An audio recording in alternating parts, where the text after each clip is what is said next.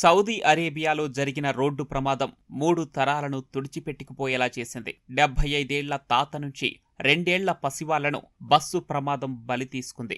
భార్యాభర్తలు, తండ్రి కొడుకులు, తల్లి బిడ్డలు, అన్నా చెల్లెళ్లు కలిపి మొత్తం 18 మందిని ఒకేసారి పొట్టన పెట్టుకుంది. సౌదీ అరేబియాలో సోమవారం తెల్లవారుజామున జరిగిన ఘోర ప్రమాదం హైదరాబాద్ విద్యానగర్ కు చెందిన విశ్రాంత రైల్వే ఉద్యోగి నసీరుద్దీన్ కుటుంబానికి అంతులేని విషాదాన్ని మిగిల్చింది. 3 తరాల వాళ్లు మరణించడంతో అమెరికాలో ఉంటున్న నసీరుద్దీన్ పెద్ద కుమారుడు సిరాజుద్దీన్ ఒక్కడే మిగిలాడు. కుటుంబం మొత్తాన్ని కోల్పోయి తానొక్కడే మిగలటంతో సిరాజుద్దీన్ ను ఓదార్చటం ఎవరి తరం కావడం లేదని సమీప బంధువులు చెప్పారు.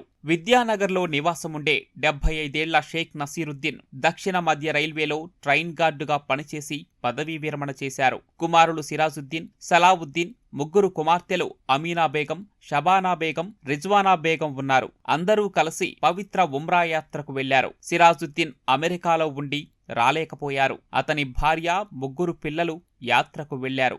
నసీరుద్దీన్ మరో కుమారుడు సలావుద్దీన్, ఆయన కుమార్తెలు అమీనా బేగం, షబానా బేగం, రిజ్వానా బేగం వారి పిల్లలతో యాత్రలో పాల్గొన్నారు. వీరంతా ప్రమాదంలో మరణించడం తీవ్ర విషాదానికి దారితీసింది.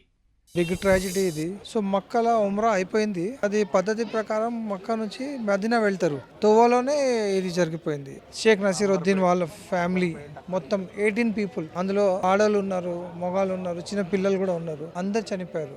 రిచువల్స్ ప్రకారం అక్కడ ఎవరికైతే అక్కడ చనిపోతే అక్కడనే మొత్తం ఫ్యూనరల్ అట్లా అయిపోతుంది. 12-1 o'clock మాట్లాడారు. ఇట్లా అయిపోయింది, మాది ఇక్కడ మదీనాకి వెళ్తున్నామని చెప్పారు. మా సట్టగూడ వాళ్ళతో ఫ్యామిలీ మొత్తం 18 మెంబర్స్ ఉన్నారు. ఒకటే ఇంట్లో ఫ్యామిలీ, మా మర్దలు, మా సట్టగూడ వాళ్ళ చిన్న పిల్లలందరూ. ఈ ఘటనపై నసీరుద్దీన్ సోదరుడు సయ్యద్ రషీద్ కన్నీటి పర్యంతమయ్యారు. ఒక్క రోజులో అంతా తలకిందులైపోయిందని, 3 తరాల వారు దూరమయ్యారని విలపించారు. చిన్నారుల కేరింతలతో సందడిగా ఉండే నసీరుద్దీన్ ఇల్లు బోసిపోయిందని బోరుమన్నారు.